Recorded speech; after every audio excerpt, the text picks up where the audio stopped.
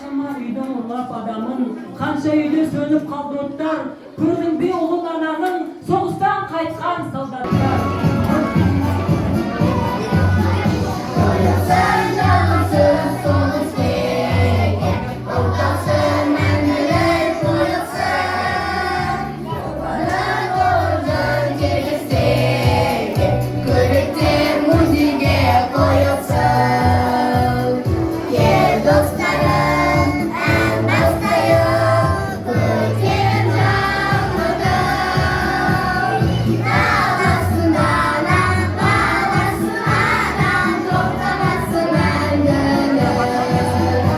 Она ранехонько вставала, мотала пряжу по утрам, носки и варежки вязала своим любимым сыновьям.